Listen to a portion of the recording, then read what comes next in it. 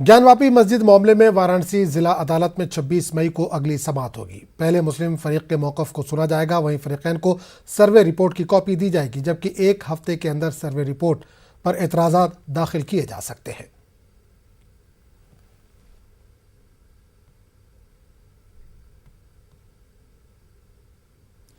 मध्य प्रदेश के वज़ीर दाखिला डॉक्टर नरोत्तम मिश्रा ने ज्ञानवापी मस्जिद को लेकर बड़ा बयान दिया है। भोपाल में साफियों से बातचीत करते हुए इन्होंने कहा कि ज्ञानवापी मस्जिद के नाम से ही वाज़ेह है कि वो क्या है। ज्ञान उर्दू का लफ्ज़ नहीं है, जब आप इसके बारे में ध्यान से सोचेंगे तो सब सामने आ जाएगा। वहीं इन्होंने ज्ञानवापी मस्जिद मामले में अदालत का जो भी फैसला होगा उसका हम एहतराम करने की बात कहेंगे। इसी के साथ डॉक्टर नरोत्तम मिश्रा ने हिंदू धर्म के मामले में ही शांति समिति की मीटिंग के इनेकाद किए जाने पर एतराज़ किया है।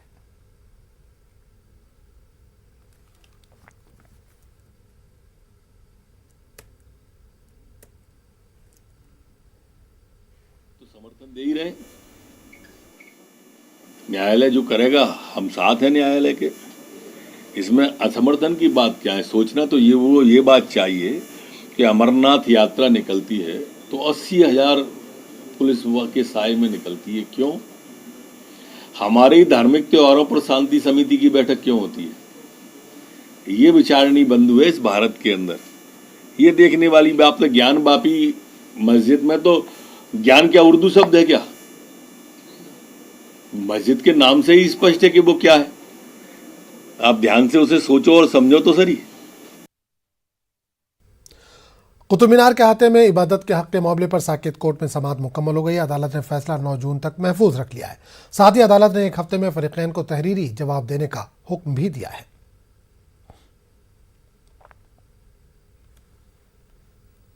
That the character of a monument is determined on the date the monument comes under the protection under the 1958 Act, or before that 1914 Act or 1904 Act. Once the character is determined on that date, then the character of that monument cannot be changed. That was one question which was answered. The second question which came was that whether this restoration of the character, the so-called restoration, that whether the Qutub Minar now can be called as a place of worship or not, and therefore restored to the Hindus, because according to the plaintiff, Hindu deities and Hindu idols or Hindu and Jain temples were demolished.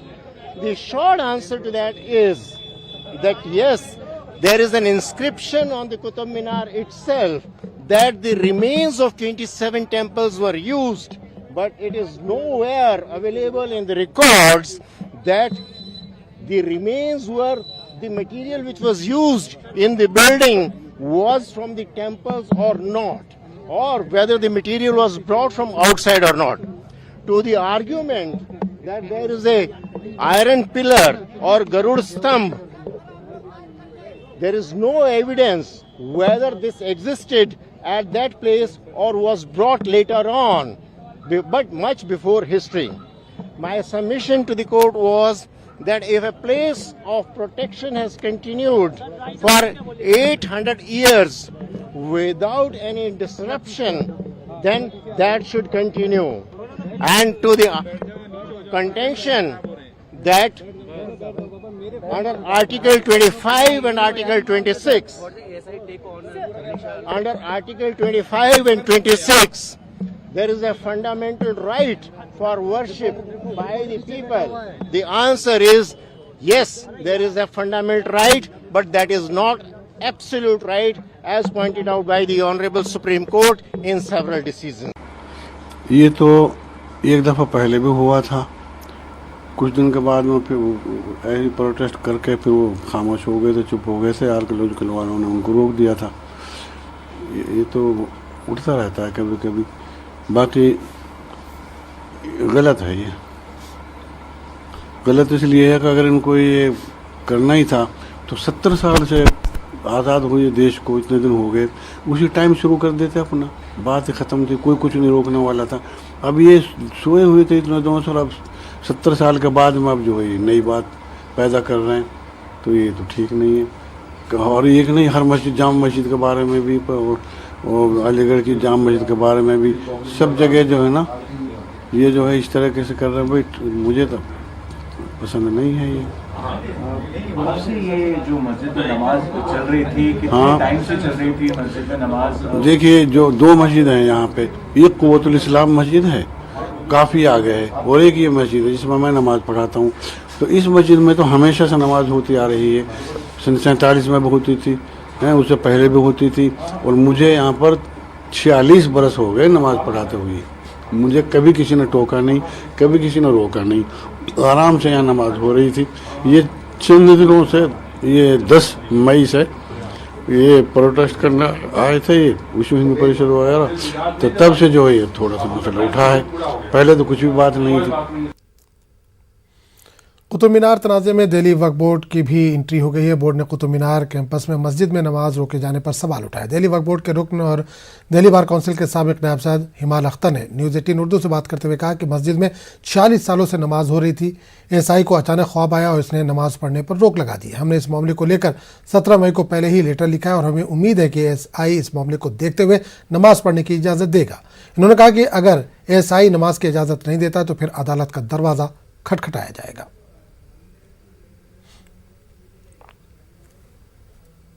मीनार विवाद में एक नया मोड़ आ गया है, क्योंकि Delhi Waqf board के जरिए से ये कहा जा रहा है कि कुतुब मीनार में जो मस्जिद थी उसमें होने वाली नमाज को बंद कर दिया गया है, वो गैर कानूनी है। हमारे साथ हैं वक्फ बोर्ड के मेंबर हिमाल अख्तर साहब, वो बार काउंसिल के उपाध्यक्ष भी रहे हैं। सर, कैसे आप लोग कह रहे हैं कि तमाम विवाद फैला हुआ है, सुनवाई भी इस मामले को लेकर हो रही थी, तो आप लोग का क्या पक्ष है? वैसे देखिए, इसमें पक्ष की कोई बात ही नहीं है। वहाँ मस्जिद है और पिछले 46 साल से बिना किसी डिस्टर्बेंस के, बिना किसी अपोजिशन के वहाँ नमाज हो रही थी।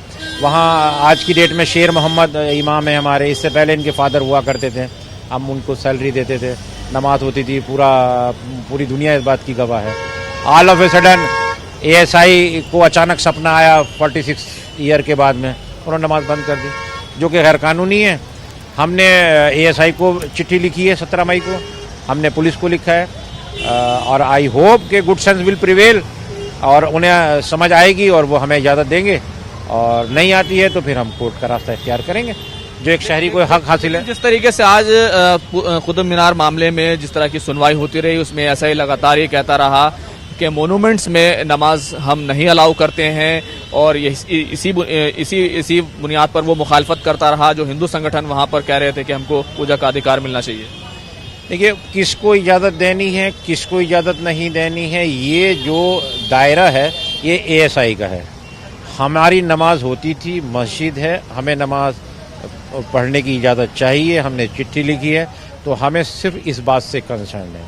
और किसको इजाज़त देनी है, किसको नहीं देनी है, ये एएसआई का मामला है, उसमें दखलंदाजी मैं नहीं करूँगा। आप कह रहे हैं कि आप लोगों ने 17 मई को ही चिट्ठी लिखी है, तो चिट्ठी में आप लोगों ने किस तरह की दलीलें दी हैं, तमाम चीज़ें, बातें कही हैं जिसकी बुनियाद पर आप कह सकते हैं कि नहीं, इसमें जो है हमारा हक बनता है? हमारे लिए यही दलील काफ़ी है कि वहाँ मस्जिद है और वक्फ बोर्ड के अंडर में आती है और पिछले 46 साल से चल रही थी, बिना किसी रीज़न के बंद नहीं कर सकते, ये गैर कानूनी है, ये नेचुरल जस्टिस भी नहीं है, एक मौका नहीं दिया गया, बात नहीं सुनी गई, हमारा पक्ष रखने की बात नहीं कही गई, तो गैर कानूनी तो है। या हमें उम्मीद है कि हमारे हक में फैसला होगा, और नहीं करेंगे तो अल्टीमेट फिर हर शहरी के लिए कोर्ट खुला हुआ है, हम ही कोर्ट जाएंगे। आप सीधे तौर पर कह रहे हैं कि आप लोग इस मामले में कोर्ट में याचिका दाखिल करने वाले हैं? मुझे उम्मीद है कि एएसआई अपनी चीज़ पर गौर करेगी, और नहीं गौर किया तो सबके लिए जो रास्ता है वो हमारे लिए भी रास्ता है। कैमरामैन मुनमुन सिंह के साथ खुर्रम शहजाद, न्यूज़ 18 दिल्ली। पंजाब के वज़ीर आला भगवंत मान ने वज़ीर सेहत विजय सिंगला की छुट्टी कर दी है। सिंगला के खिलाफ सबूत मिलने पर यह कार्रवाई की गई। इतना ही नहीं, वज़ीर आला मान ने पंजाब पुलिस को सिंगला के खिलाफ मुकदमा दर्ज करने की हिदायत भी दी है। इन्होंने ये वाज़ेह किया कि हुकूमत बदउनवानी और ना ही बदउनवानों को बर्दाश्त करेगी। भगवंत मान का कहना है कि पंजाब के अवाम को आम आदमी पार्टी से बहुत उम्मीदें हैं। उधर एसीबी ने विजय सिंगला को गिरफ्तार भी कर लिया है।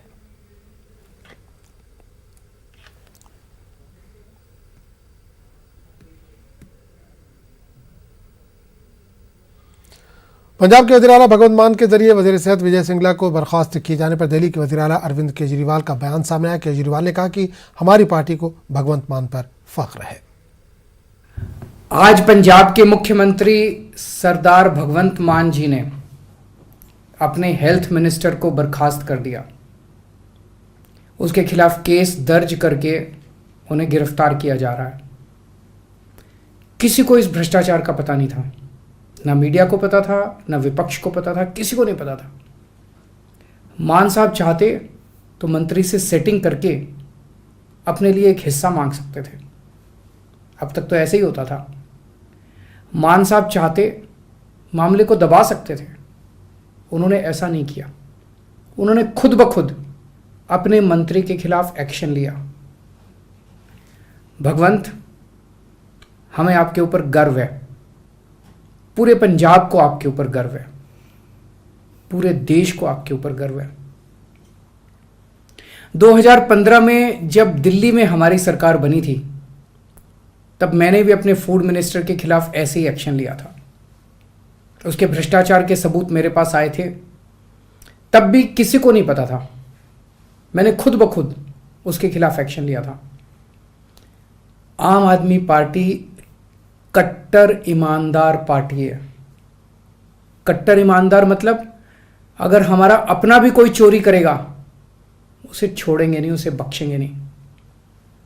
अभी तक देखा गया कि सारी पार्टियों में आपस में सेटिंग होती थी। अपनों को पकड़ना तो दूर, ये एक दूसरे के नेताओं के खिलाफ भी एक्शन नहीं करते थे। पहली बार ऐसा हो रहा है कि कोई पार्टी अपने खुद के लोगों के भ्रष्टाचार के खिलाफ भी एक्शन ले रही है। मान साहब के इस डिसीजन से लोग बहुत खुश हैं, बहुत खुश हैं। उन्हें यकीन नहीं हो रहा कि कोई सरकार इतनी ईमानदार भी हो सकती है क्या। कई लोगों की आंखों में खुशी के आंसू हैं और विपक्ष को समझ नहीं आ रहा कि क्या कहे, कैसे इसका विरोध करे। मुंबई एटीएस ने मोहम्मद जुनैद नामी शख्स को गिरफ्तार किया है। एटीएस की प्रेस नोट के मुताबिक जुनैद का ताल्लुक लश्कर तैयबा से है और जुनैद कई रियासतों के नौजवानों को लश्कर तैयबा में शामिल करने का काम कर रहा था। ब्रेन वॉशिंग का काम करता था। तहकीकात में पता चला है कि जम्मू कश्मीर से भी इसके अकाउंट में रकम मुंतकिल की गई थी। एटीएस के मुताबिक जुनैद बहुत से व्हाट्सएप ग्रुप और फेसबुक पेजेस पर ऐसे मुल्क मुखालिफ पोस्ट करता था जिससे दोनों बरादरियों में तनाव पैदा हो। एटीएस ने जुनैद और उसके साथियों के खिलाफ मुतादिद दफात के तहत मुकदमा दर्ज किया है।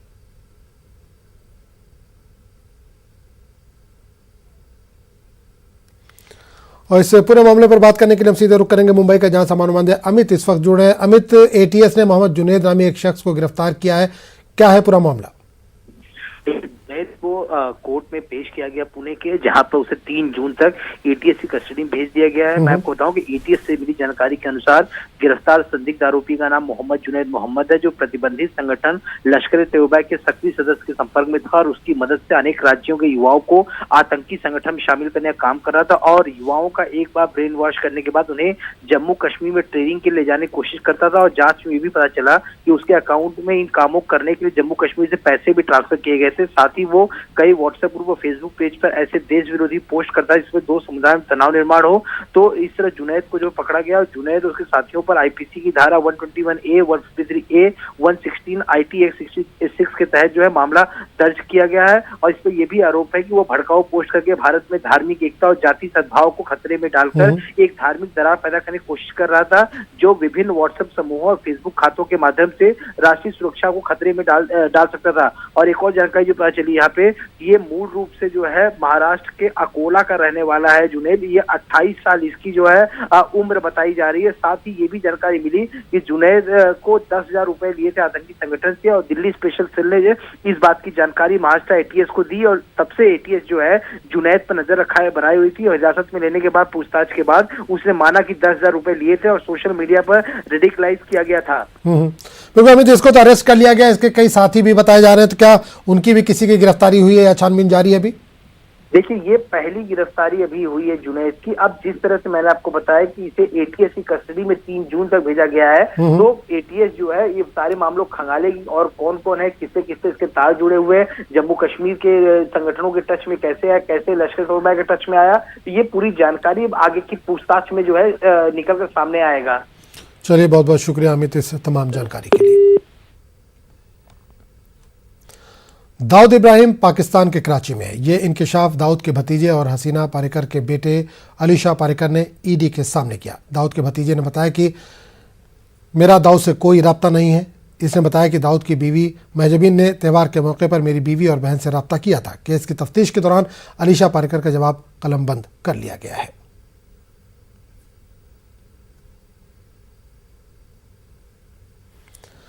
झारखंड के सीएम हेमंत सोरेन को सुप्रीम कोर्ट से राहत मिली है। सुप्रीम कोर्ट ने हाई कोर्ट को सोरेन के खिलाफ दायर पीआईएल की सदाकत की जांच करने का हुक्म दिया है। वादे है कि झारखंड हाई कोर्ट में सोरेन के खिलाफ पीआईएल दाखिल की गई है, जिसमें सोरेन और उनके खानदान के खिलाफ बदउनवानी के इल्जाम लगाए गए। ये इल्जाम मनरेगा फंड्स और कानों के मुख्तस करने से मुताल्लिक है। ईडी ने इन मामलात की तहकीकाती रिपोर्ट हाईकोर्ट में जमा कर दी है। झारखंड हुकूमत ने सुप्रीम कोर्ट में एक अर्दाश्त दाखिल करते हुए कोर्ट की तवज्जो 3 मसाइल की तरफ मबजूल कराई है।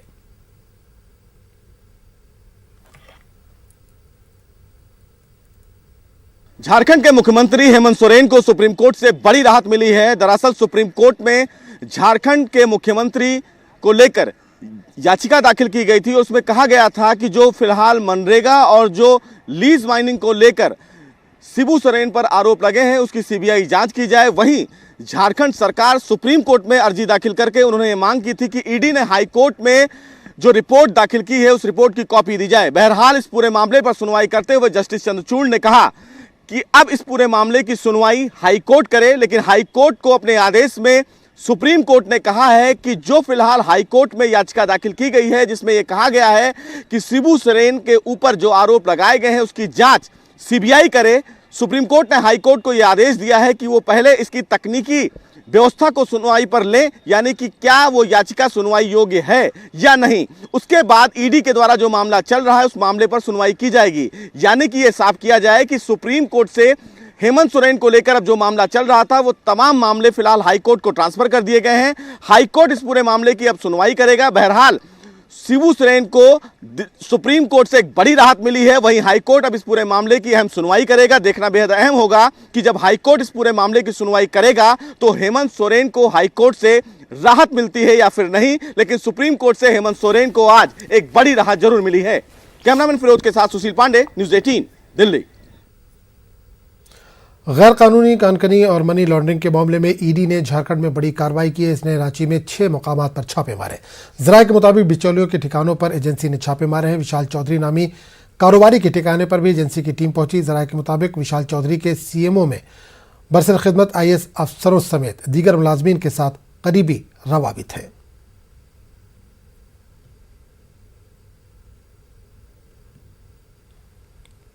आसाम के वज़ीर आला हेमंत बिस्वा शर्मा ने मुल्क में मुकम्मल तौर पर दीनी मदारिस को बंद कर दिए जाने की वकालत की है। एमआईएम सरबराह असदुद्दीन ओवैसी ने ट्वीट करते हुए आसाम के वज़ीर आला को निशाना बनाया। ओवैसी ने लिखा है कि जिस वक्त संघी अंग्रेज़ों के एजेंट के तौर पर काम कर रहे थे उस दौर में मदारिस तहरीक आज़ादी में पेश थे। ओवैसी ने लिखा कि कई मदारिस में साइंस, रियाजी और समाजी उलूम की तालीम दी जाती है और शाखाओं के बरक्स मदारिस में इज़्ज़त नफ्स और हमदर्दी सिखाई जाती है। ओवैसी ने आरएसएस को निशाना बनाते हुए लिखा है कि नाख्वानदा संघियों को ये बात समझ में नहीं आएगी। ओवैसी ने पूछा है कि समाजी मुसल्लह राजा राम मोहन राय ने मदरसे में क्यों तालीम हासिल की।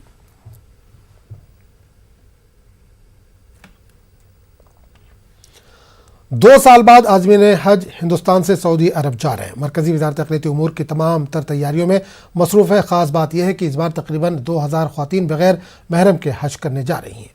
पेश है रिपोर्ट।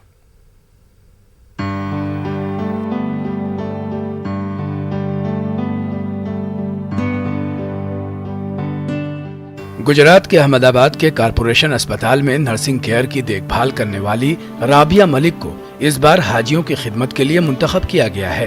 वो पहली बार सऊदी अरब जा रही हैं। राबिया उन 49 खुशनसीब ख्वातीन में से एक हैं जो तरबियत ले रही हैं। दिल्ली समेत ये तमाम ख्वातीन जल्द सऊदी अरब रवाना होंगी और बिलखुसूस ख्वातीन की मदद करेंगी और रहनुमाई करेंगी। राबिया का कहना है कि वो बहुत खुश हैं। खिदमत का मौका मिला है। ऐसे खुदा के घर में तो किसको जाने मिलता है, नसीब वालों को जाने मिलता है। खुदा का शुक्र है कि मेरा इसमें सिलेक्शन हुआ है और अभी हमारी सब वेरिफिकेशन हो गया है डॉक्यूमेंट्री का। अब ट्रेनिंग भी हो गई है हमारी। कल पूरा दिन ट्रेनिंग थी, उसमें भी हमको सब कैसे मक्का मदीना कैसे 5 जगहों पे जाना है हज करनी है 5 दिन में, कैसा डिजास्टर मैनेजमेंट है, सब कुछ हमको वहाँ पे ट्रेनिंग किया पूरी तरीके से और अल्हम्दुलिल्लाह अच्छा है।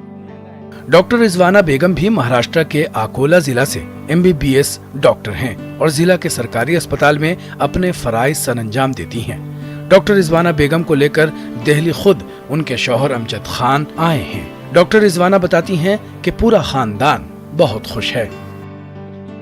हमें बड़ी शहादत का मौका है ये। हमारे लिए हमारी जिम्मेदारी ये है कि ज़्यादा से ज़्यादा जो वहाँ पर हाजी आएंगे उनके लिए जो भी मेडिकल हेल्प लगती है हम हमारी तरफ से पूरी कोशिश करें कि उनके लिए जो है सारी परेशानियाँ वगैरह का हल निकाल सके और उनका ट्रीटमेंट कर सके। और मेरे घर में तो ऑफ कोर्स बहुत ज़्यादा खुशी का माहौल था। इंशाल्लाह आगे सारे प्रोसीजर अच्छे से हो जाए, बस यही दुआ है। गुज़िश्ता 2 साल से हिंदुस्तान से लोग हज पर नहीं जा सके। इस साल 80,000 लोग अरब जा रहे हैं, जिनमें 2,000 ख्वातीन भी बगैर महरम के हज पर जा रही हैं। तमाम लोगों में से तकरीबन 50% ख्वातीन हैं। यही वजह है कि वजारत ने हाजियों की खिदमत पर जाने वाले लोगों में ख्वातीन की नुमाइंदगी का खास ख्याल रखा है। न्यूज़ 18 उर्दू के लिए दिल्ली से खुर्रम शहजाद की रिपोर्ट। मंकी पॉक्स पर डॉक्टर एम वली ने न्यूज़ 18 उर्दू से खास बातचीत की। उन्होंने कहा कि मंकी पॉक्स चिकन पॉक्स की तरह ही वायरस होता है और अफ्रीका से ये वायरस निकलकर दीगर मुल्कों में फैलता जा रहा है। कोविड के बाद एक और दुर्लभ संक्रमण अब सामने आ रहा है जिसे मंकी पॉक्स कहते हैं। क्या होता है ये मंकी पॉक्स? पूरे मसले पर हमारे साथ बात करने के लिए मौजूद है सीनियर डॉक्टर एम वली। सर, कोविड तो लोगों ने सुना, उसके बाद अब मंकी पॉक्स जैसे संक्रमण के बारे में भी लोग सुन रहे हैं। ये क्या होता है, इसके क्या लक्षण होते हैं? ये बिल्कुल चिकन पॉक्स की तरह का एक वायरस होता है और ये वायरस अफ्रीका में पाया जाता था, सेंट्रल अफ्रीका में। वहाँ एक रेन फॉरेस्ट जोन है, उस जोन से निकलकर अब चूंकि ये वायरस यूरोप में और स्पेन वगैरह कई नई कंट्रीज़ में, करीब 18 ऐसी कंट्रीज़ में पहुँच गया है जो एंडेमिक जोन्स इसके नहीं कहलाते हैं, तो ये चिंता का कारण बन गया है। अब चूंकि ट्रैवल इतना ज़्यादा होता है, अफ्रीकन कंट्रीज़ में भी लोग जाते हैं, तो कहीं ना कहीं ट्रैवल रिलेटेड स्प्रेड तो है इसका। और हम अभी बहुत सारे वायरसेस को पहचानने लगे हैं। कोविड के बाद हमने वो टेक्नोलॉजीज़ डेवलप कर ली हैं जिनसे हम वायरस को आइसोलेट कर सकते हैं, तो ये मंकी पॉक्स भी आइसोलेट हो गया। सबसे पहले इसमें यूके से इसका शुरू हुआ, तो यूके में इन्होंने आइडेंटिफाई किया कि ये तो पॉक्स लाइक वायरस है और इसमें लक्षण भी स्किन में होते हैं। हालांकि बहुत ख़तरनाक नहीं है, डेथ्स इतनी कॉमन नहीं है इसमें, लेकिन 12 से 14 दिन के इंक्यूबेशन के बाद ये अपना कमाल दिखाता है और स्किन में। इस बुलेटिन में फिलहाल इतना ही, लेकिन चलते चलते एक नज़र डालते हैं क्रिप्टो की समझ पर।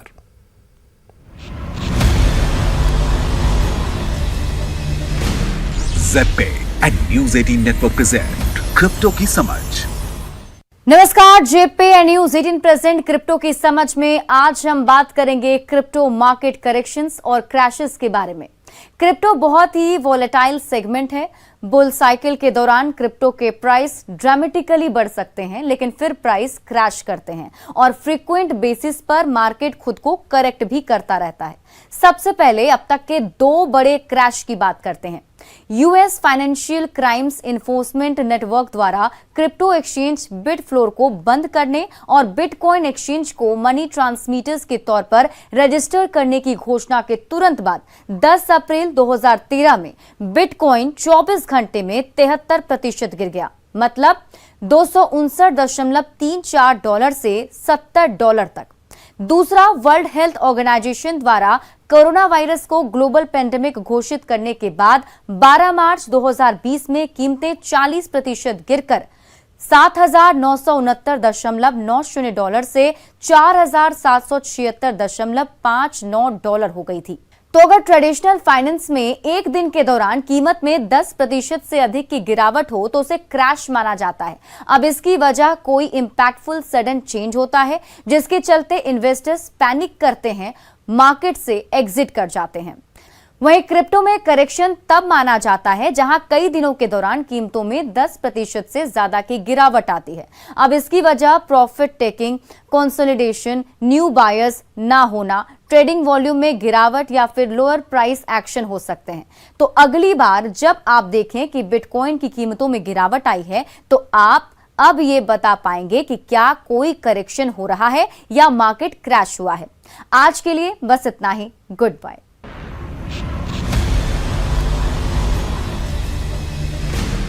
ज़ेड पे and news 18 network present crypto की समझ।